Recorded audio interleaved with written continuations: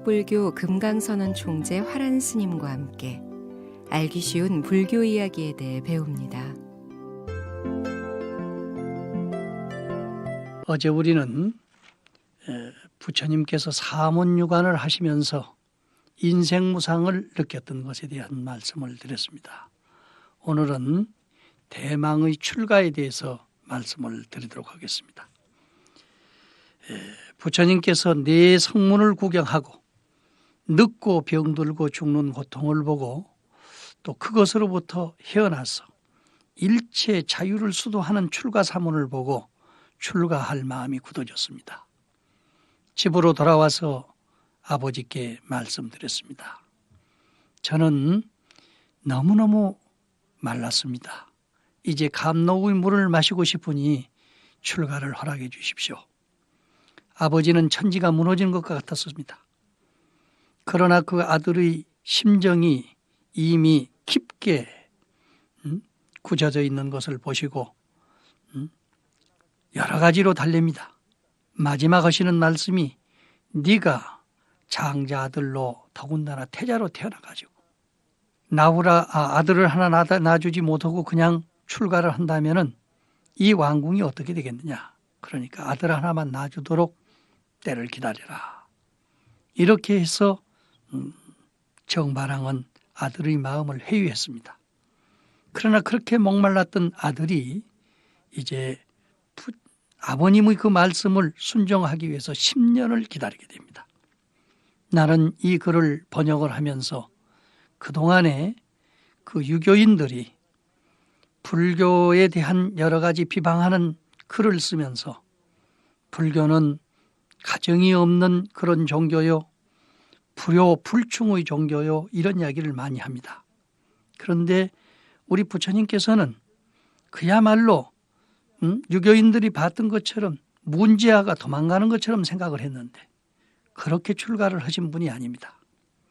그런 호화찬란한 생활 속에서 아버지와 모든 대신들이 모인 가운데서 이 세상 모든 사람들이 이 문제, 생로병사를 해결 못했기 때문에 나라도 그것을 해결해야지, 나도 해결 못하면 세세생생의 문제는 끝나는 것이 아니지 않습니까? 그러니까 아버지께서 또는 대신들께서 늙고 병들고 죽지 않는 약을 저한테 주신다면 절대로 저는 출가를 하지 않겠습니다.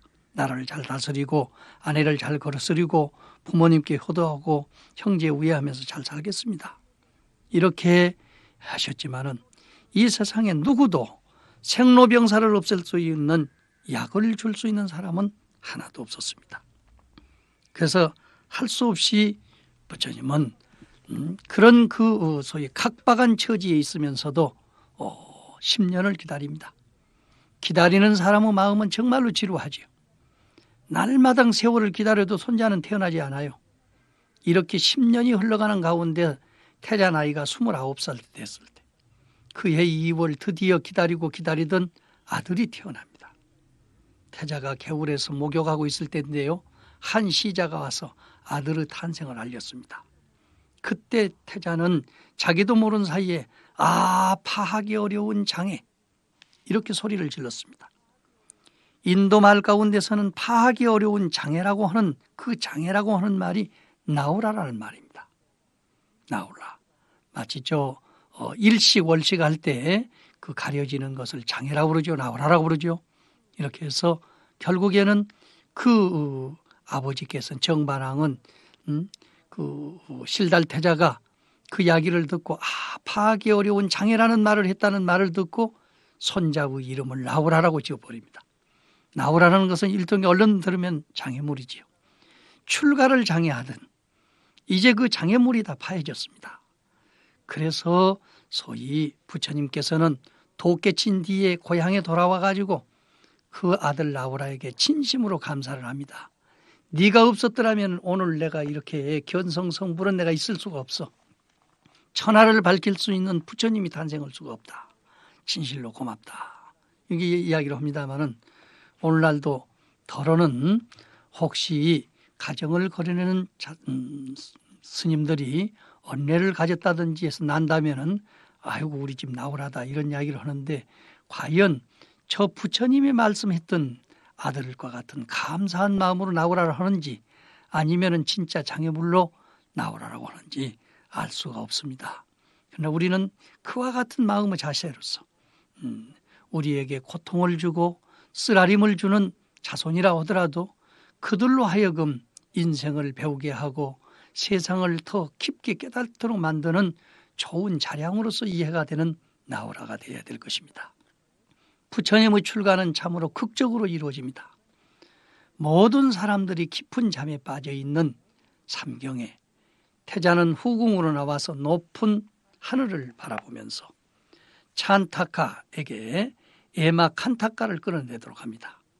그러면 찬타카는 늘 아버지의 그 말, 칸타카라고 하는 좋은 말을 건척이라고 부릅니다만 그 말을 끌고 다니면서 아버지를 늘 보살폈던 그런 마부입니다. 마부를 끼웠어요. 근데 이 칸타카는 평상시 그 정반왕한테 너무나도 그 주의를 많이 받았기 때문에 절대로 태자를 거기 태우고 가서는 안 된다고 생각하는데 마침 그 눈빛을 바라보니 이미 굳어졌어요. 그래서 찬타카가 생각하기를 내가 만약에 모시고 가지 않으면은 누가 혼자라도 떠나야 될 사람인데 어느 쪽으로 가는지라도 알아야 될 거 아니냐. 그래서 내가 따라가야 되겠다. 이런 생각을 약간 가지고 기다리고 있는데 나오셔서 태자가 말합니다. 내 마음은 몹시 말랐어. 탄샘물을 마시고 싶다. 그래서 망설이지 말고 빨리 이 태자가 구세의 일대사를 가지고 지금 출가를 하려고 그러니까 말 칸타카를 내서 내 일을 성공적으로 이끌어 나갈 수 있도록 해주라. 그래서 두 말도 못하고 나가서 준마의 승구를 보호구로 잘 꾸며가지고 이제 앞에 나섰습니다. 태자는 말이 오르기 전에 말의 목을 어루만지면서 말합니다. 너도 영이 있거든 나의 말을 잘 들어라. 우리 부왕이 항상 너를 타고 적진에 들어가서 이기지 못한 일이 없어. 내 지금 멀리 달려서 설산의 기슭기로 달려가라고 하는데 홀로 비록 따르는 것은 없다 해도 내 또한 중생을 위해 일대 고전에 이기려 하니 잘 달려서 필요 없고 건태 없도록 하라. 칸타카는 귀를 숙이고 경청하다가 태자가 서서히 마리에 올라 고삐를 잡으니 그때의 때는 안사타월 만월일이었었다. 안사타월은 지금 그 인도 달력으로서는 4월 16일부터 5월 15일이었었다. 이런 이야기입니다. 우리는 2월 8일을 출가일로 치고 있죠. 음력으로 치다 보니까 이게 되어 있습니다만은 하여간 안사타월 만월일 보름날이었었다. 이런 이야기를 합니다. 우리 그 불전 작가들은 이목에 있어서 굉장한 표현을 해서 에마 칸타카가 태자를 따라서 그 거룩한 출가에 동반할 수 있는 기쁨을 감추지 못해서 발을 구르면서 소리를 내자 신들은 그 소리가 사람의 귀에 들리지 않도록 하고 또 성문을 여는 요란한 소리가 들리지 않도록 미리 손을 써주었다는 것. 하늘에 있는 신들이 내려와서 그렇게 했다는 거지요. 또 태자가 성문을 넘어서 동쪽을 향해서 내달리자 악마가 나타나가지고 태자는 돌아가라. 그렇게 유혹을 했다는 것입니다. 그러나 태자는 도리어 악마야 물러가라. 내게 지상의 것은 필요가 없다. 이렇게 책망을 하자 악마는 이 사람이 나를 알아보는구나. 그러나 언젠가는 그대에게도 틈이 생기리라 하고 그때야 말로 내가 그 틈을 탈 때다 하고 떠났다고 합니다. 악마는 태자를 그림자처럼 따라다녔다고 해요. 어떻든 태자는 이렇게 해서 성을 넘어서 하룻밤 사이에 200리를 달려가지고 새벽에는 벌써 트리베니의 모래 언덕에 서게 됩니다. 태자는 그때 옷을 벗어서 찬타카에게 줍니다. 세상의 마음에 따르고 몸에 따르지 않는 자도 있고 몸에 따르고 마음에 따르지 않는 자도 있다. 그런데 너는 몸과 마음이 다 같이 따라줬구나. 세상에는 부귀를 따르는 자도 있고 빈천에게 따르는 자는 적은데 너는 나라를 버린 가난한 행자를 따라서 여기에 왔구나. 진심으로 감사한다. 이렇게 하고 다시 머리에 꽂은 마니보주를 빼가지고 이것은 대왕에게 갖다 바쳐라. 그리고 태자는 세상에 구하는 바가 없다고 말하라. 또 은혜에 얽히면은 늙고 병들고 죽음에서 벗어나지 못한다고, 태자는 깨달음을 얻지 않고서는 다시 돌아오지 않는다고 말씀드리라. 이렇게 부탁하고 다시 몸에 찼던 영락을 벗어서 차익에게 주면서, 이것은 마하파자파티, 즉 어머니에게 갖다 바쳐라. 욕심은 괴로움의 근본이니라. 태자는 출가해서 이 근본을 끊으려니 근심하지 말라고 일러라. 또 목에 걸었던 보석을 벗겨가지고요, 이것은 야수다라에게 전하라. 세상에는 이별의 슬픔이 있다고, 이 슬픔의 근본을 벗으려고 출가하는 것이라고 말이에요. 그리고 나머지 보주와 가졌던 여러 가지 물건들을 잔타카와 칸타카에게 나누어주고 어서 궁으로 돌아갈 것을 명령했습니다. 그러나 잔타카는 지금까지 아침 저녁으로 모셔온 태자와 영이별이라는 말을 듣고는 주인을 버리고 가는 것은 마땅치 않다고 같이 출가하기를 원했습니다. 그러나 태자는 말합니다. 지금이야말로 너의 임무는 다 끝났어. 성에 돌아가 너의 천명을 다해라. 내가 태워가지고 온 이 주인이 장차 큰 과보를 얻으면 마땅히 너희들에게 탄이슬을 나누어 주겠다 하고 칸타카의 말머리를 어루만지며 돌려보냈습니다. 전설에 의하면 이렇게 태자가 잔타카와 칸타카에게 회유하고 칼을 빼서 머리털을 베면서 내가 만일 징호를 얻는다면 이 털은 날아서 공중에 걸리고 그렇지 않거든 땅에 떨어져라 이렇게 했는데, 하늘을 향해 던지니 털은 곧 하늘로 올라가고 땅으로 떨어지지 않았는데, 제석천이 이것을 보배 그릇에 담아가지고 도리천궁에 안치했다 하는 그런 전설이 있습니다. 이것이 도리천궁에 있는 불발탑이라고 하는 탑입니다. 이렇게 해서 태자는 출가하고 잔타카는 칸타카와 함께 왕궁으로 돌아왔습니다. 참으로 인정은 무겁고 깊고 또 애달픈 것이었습니다. 저는 이 경전을 번역할 때 그런 생각을 했습니다. 저도 일시적으로 잠깐 절에 놀러 갔다가 절에 들어가서 공부를 한 2년 한 일이 있습니다만, 부모님들에게 소식을 알리지 않고 그냥 그대로 있는 바람에 신문에다가 광고를 내고 해가지고 집안이 난리가 난 일이 있습니다. 나중에 이 글을 번역하다 보니 얼마나 부끄러운 마음이 앞섰는지 모릅니다. 출가는 은둔이 아니고 도피가 아닙니다. 또 이 세상에서 저 세상으로 잠깐 자리를 옮겨가는 것도 아닙니다. 그야말로 마음속으로부터, 모든 번뇌로부터, 모든 욕망으로부터 해탈을 하는 것이 곧 출가입니다. 근데 우리는 그런 일을 제대로 하지 못해가지고 부모를 속썩이고 부모님을 회유할 줄을 몰랐습니다. 나중에 불교 공부를 해가지고도 부모님한테 편지를 해서 그 회유를 시키는데 4년 5년이 걸렸습니다. 부처님께서는 출가하기 전에 분명히 그 태도를 하셔가지고 이제 내가 세상에서 구하지 못하는 것을 반드시 출가를 통해서 한번 마지막으로 해보겠다는 그런 의지를 가지고 부모님에게 말씀을 하고 갔기 때문에 부모님들도 애태우지 않고 형제들도 애태우지 않고 어디 가서 죽었는지 살았는지 몰랐을 때의 그 근심 걱정하는 부모님들을 마음속을 다른 출가자들이 어떻게 알 수 있습니까? 참으로 부처님은 이러한 면으로 볼 때서 그 출가 자체가 거룩한 출가라고 하지 않을 수가 없습니다. 자기의 그 원력을 따라서, 자기의 그 하고 싶은 희망을 따라서 하면서도 부모님의 그 마음을 안유시키고 부모님으로 하여금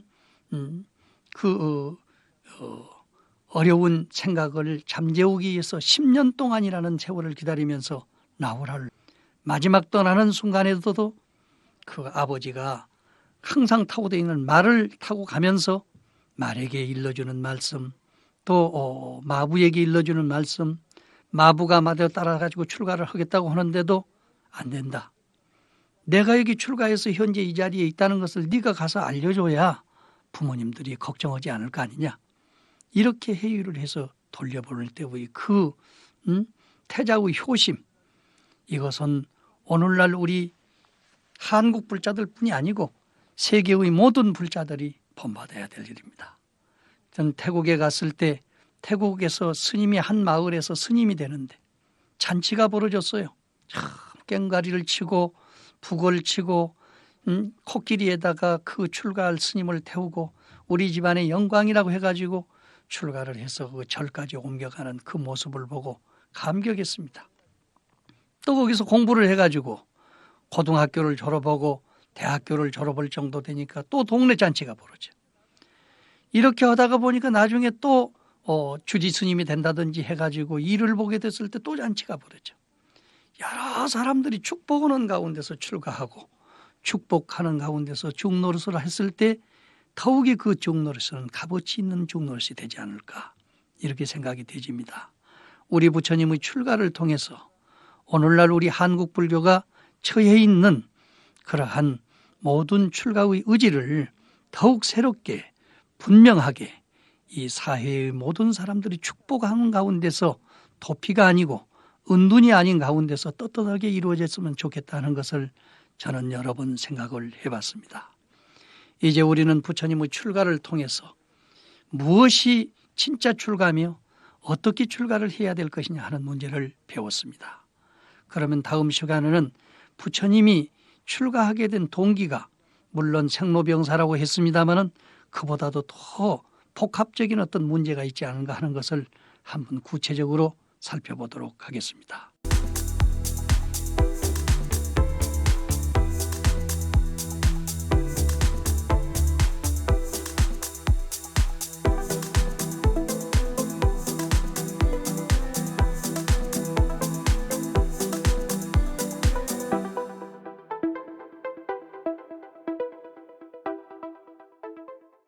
누구든지 무슨 일을 하다 보면은 그 동기의 크고 작은 것이 종합적으로 복합적으로 있기 때문에 한 가지만은 가지고 볼 것이 아니라 부처님의 그 출가에 대한 문제를 보다 더 구체적으로 상세히 알 필요가 있습니다.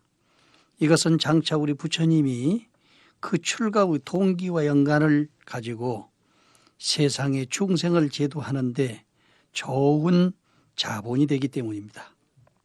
그래서 오늘은 출가 동기를 보다 구체적으로 말씀을 드리고 싶은데요.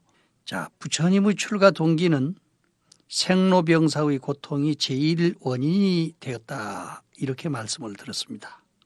그러나 그 속에는 여러 가지 복합적인 사건들이 연루되어 있습니다. 첫째는 정치적으로 대소공화국들이 전제군지국에 병합되고 있는 그런 시기였으므로 항상 전쟁의 위협이 도사리고 있었다고 하는 사실입니다. 우리 부처님께서는 일찍이 태자로 태어났기 때문에 정치적인 면에서 늘 걱정을 하지 않을 수가 없었습니다.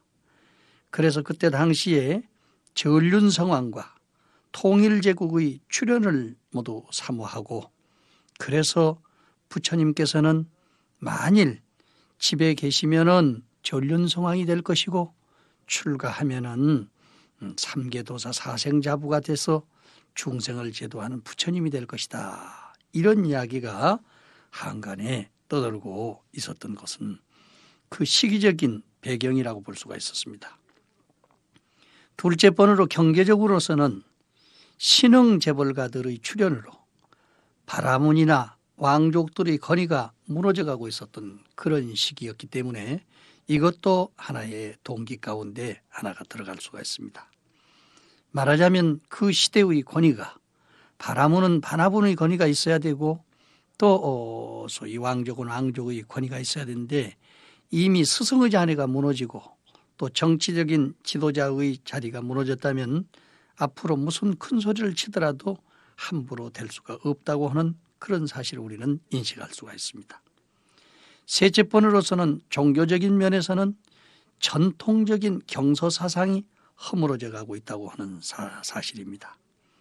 말하면 경제적으로 사성계급 가운데서 제3 농공상인의 계급 즉 바이샤족이 차차 세력을 얻어가지고 바라몬도 크샤트리아도 모두 경제적 여건에서 물러서고 있는 그런 시기였기 때문에 종교적인 면에서는 자연적 형식화될 수밖에 없습니다.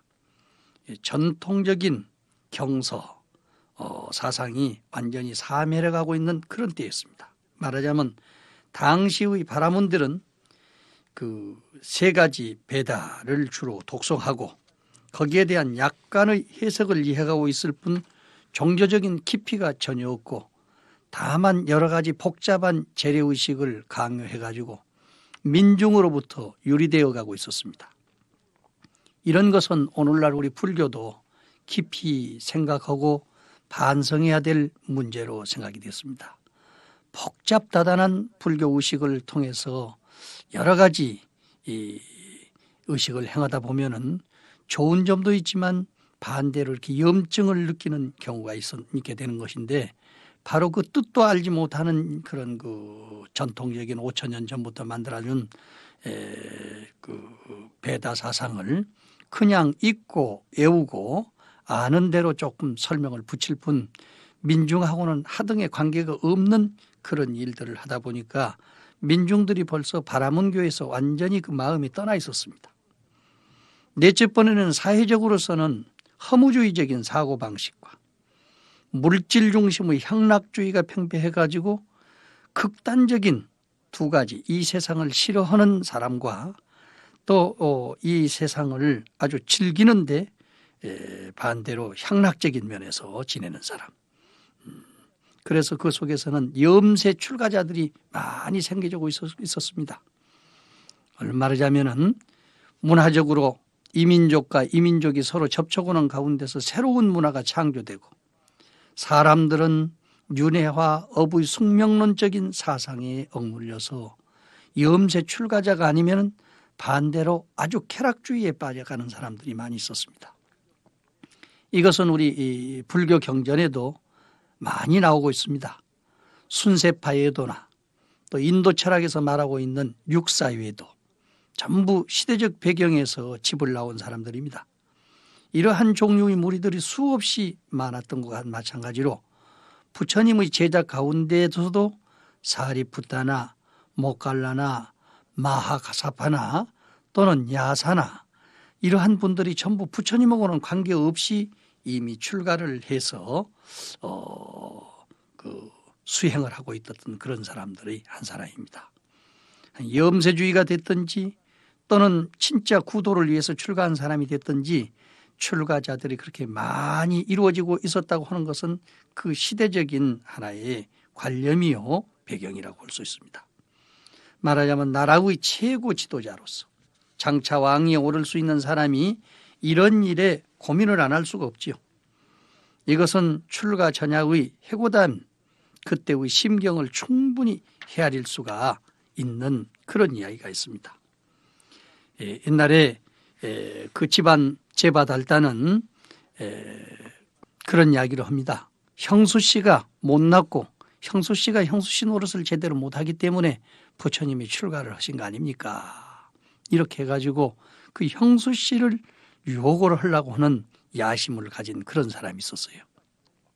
그런데 부처님은 출가 전야에 그런 이야기를 합니다. 아 사랑하는 야수다라여 온 법계의 죄화보다도 대설산의 봉우리보다도 큰 항아의 물줄기보다도 더 크고 귀하고 높고 깊은 사랑을 이 한 몸에 바치던 저요. 내 지금 당신 곁을 떠나려 하는 것은 당신에 대한 사랑이 부족해서가 아니라 삼계 중생을 사랑하는 정이 더욱 깊은 까닭입니다. 나는 이 세상을 구하기 위해서 태어났습니다. 29세의 오늘에 이르기까지 나의 마음은 오직 이것을 위해서 살아왔습니다. 부왕은 항상 이 세상을 즐기고 나라를 다스리라고 하였지만 나의 사명은 이에 있지 않습니다. 나는 왕관을 쓰고 창검을 들어서 약한 자를 꺾기 위해서 세상에 태어나지 않았습니다. 100만의 마른 뼈 위에서 일전의 승자가 되는 것은 나의 소원이 아닙니다. 이 글 내용을 볼 것 같으면 이미 부인에 대한 불만족이라든지 가정에 대한 불만족이라든지 이런 것은 거의 없었다고 봐집니다. 세상에 사랑을 하려면은 야소다라고 같은 사랑을 해야 될 것 같습니다. 온 법계의 제하보다도 대설산의 봉우리보다도 큰 항아의 물줄기보다도 더 크고 귀하고 높고 깊은 사랑을 한 몸에 바치던 여인. 안 하려면 몰라도 세상에 사랑을 하려면 이런 정도 해야지요. 이런 애처를 뒀던 부처님은 참으로 행복한 분이라고 볼 수 있습니다. 그런데 그분이 지금 그 사랑스러운 여인의 곁을 떠나려고 할 때 그 사랑이 부족해서가 아니라 삼계 중생을 사랑하는 정, 세상을 구해야 되겠다고 하는 그 정이 더 깊은 까닭이다 그 말입니다.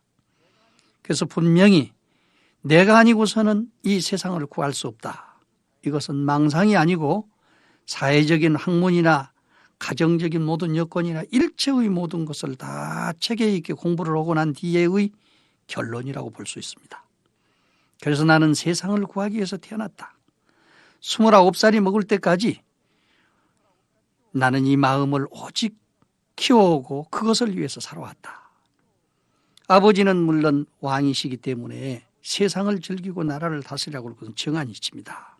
그러나 부처님의 입장으로 볼 때는 왕관을 쓰고 창검을 들어가지고 약한 자를 꺾기 위해서 세상에 태어나지 않았고 더군다나 전쟁을 통해서 100만의 마른 뼈 위에서 일전의 승자가 되는 것은 부처님이 바라는 바가 아니라고 그랬습니다. 이것이 바로 부처님의 고별사입니다.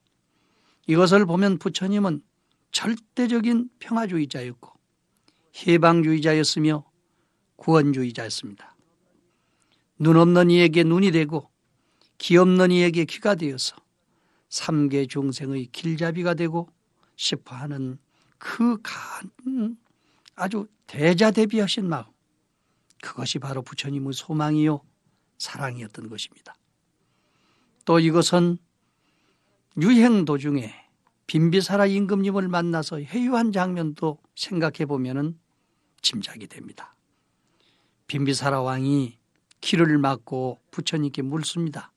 나라가 작아서 출가하느냐? 여인들이 마음에 들지 않아서 출가하느냐? 만일 그것 때문이라면 내 마가다국의 절반일, 아니 전체라도 다 주겠다. 그리고 내 아내와 궁녀와 딸들을 다 주겠다. 이렇게 회유했을 때 부처님은 나에게 늙지 않고 병들지 않고 죽지 않는 약을 준다면 나는 내 고향에 돌아가서 부모님을 모시고 나라를 지키리다. 이렇게 답변했어요. 얼마나 철저하신 답변입니까? 그래서 부처님의 출가 동기는 세속적인 면에서는 그런 정치적인 배경, 또 경제적인 여건, 종교적인 문제, 또 기타 사회적인 여러 가지 사정에 의해서 그 배경이 성장이 됐지만은 결론적으로서는 인생 문제입니다. 사람은 누구든지 다 그런 그 고난 속에서 살고 있는 인생을 가지고 있으면서도 거기에 깊은 성찰이 없습니다. 그래서 그 조그마한 재물이나 명예나 사랑이나 이런 것에 빠져서 자기 본래의 불심을 깨치지 못하고 허덕이다가 마지막 죽기 전 5분 전이나 10분 전에 깨달은 사람도 있습니다. 그러나 이미 때가 늦지요. 이 세상 모든 사람들이 누구든지 다 늙고 병들고 죽는데 뭐 때문에 나만 그렇게 해야 되느냐 이런 생각을 했을 때 모든 사람들이 그렇게 생각하고 있기 때문에 이 문제는 내가 해결하지 않으면 안 된다고 하는 그런 깊은 통찰력을 가지게 되는 것입니다. 그러니까 앞에 정치나 경제나 사회나 문화나 종교적인 모든 문제는 지금 세속적인 출가 동기가 된다고 본다면은 인생 문제의 깊고 깊은 통찰, 즉 생로병사의 문제는 부처님의 출세속적인 출가 동기라고 볼 수가 있습니다. 이 두 가지가 복합을 했기 때문에 나중에 부처님은 도를 깨친 뒤에서도 국가적인 면에서는 언제든지 평화주의를 주장을 하시고 또 소위 경제적인 면에서는 가진 사람이 갖지 못한 사람한테 베풀어 주라고 하는 보시 정신을 항상 일깨워 주시고, 또 문화적인 면에서는 옛것만 자랑하고 좀 아는 것 가지고 상을 내는 것보다는 항상 새로운 문화의 창조를 독려하면서 아울러서 옛것을 잘 지켜갈 수 있는 정신적 자세를 갖추라고 말씀드리고 있습니다. 부처님은 인간의 근본은 바로 종교라고 그랬습니다. 왜? 우주 인생의 근본이 사람이기 때문에 사람을 외면하고서는 역시 이 세계가 존재하더라도 아무 소용이 없다고 봤습니다.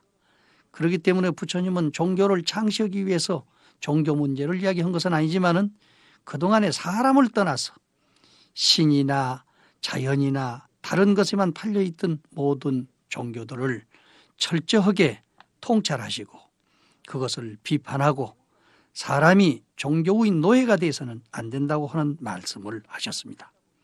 그러나 불교도 너무 커지다 보니까 오히려 사람을 구하기 위해서, 세상을 구하기 위해서 만들어진 종교가, 불교가 때를 따라서는 불교가 중심이 돼가지고 세상을 잘못되게 하는 경우도 덜어는 역사 가운데서 오류를 범하는 일이 있습니다. 우리는 부처님의 출가 동기와 부처님의 종교적인 의식을 올바로 할 때 우리가 불교를 해가지고 무엇을 할 것이냐 하는 그 신념이 바로 서게 되는 것입니다. 불교는 불교를 위해서 존재하는 것이 아닙니다. 중생과 사회를 위해서 이 세계를 불국토로 만들고 모든 중생들을 견성성불해가지고 이고등락할 수 있도록 하는 길을 모색하기 위해서 불교가 존재하는 것입니다. 이로써 보면은 부처님은 첫째, 생로병사의 해결을 위해서 출가하셨고, 둘째는 국가 문제의 평화적 해결을 위해서 출가하셨다고 볼 수 있으며, 셋째는 의지 없는 사람에게 의지처가 되기 위해서 출가했다고 볼 수 있고, 넷째는 새로운 정신에 의한 사회정화를 위해서 출가했다고 볼 수가 있습니다. 의지 없는 사람들에게 의지처가 되게 마련해 주기 위해서 부처님께서 출가해서 모든 여러 가지 가르침을 주셨기 때문에 그 법에 의해서 부처님 돌아가신 뒤 100년경에 태어났던 우리 아쇼카 임금님 같으니, 또 그 뒤에 태어났던 간시카 임금님 같으니, 중국에서도 양무제 같으니, 또 우리나라의 법흥왕 같으니, 이런 훌륭한 분들이 전륜성왕의 정법 정신에 의해서 사회의 복지 사업을 이루고 좋은 불사를 해서 가난하고 찌들고 의지 없는 사람들을 많이 구했던 것입니다. 우리는 이러한 부처님의 복지 정신, 또 새로운 정신에 의해서 사회정화를 시도할 필요가 있다고 생각됩니다. 전통적인 관념에 의해서 조상들이 남겨진 문화재만 우리가 자랑하고 의지하고 있다면은 새 시대 사람들은 그것을 고물로 잘못 착각할 여유가 있습니다. 그렇기 때문에 우리는 옛 것을 중심으로 해서 새로운 불교 문화재를 창조하고 새로운 정신을 개발하는 데 진력하여야 될 것입니다. 오늘은 부처님의 출가 동기에 대해서 말씀을 드렸습니다. 내일은 이제 출가 후에 스승을 찾아서 도를 닦는 문제에 말씀드리도록 하겠습니다.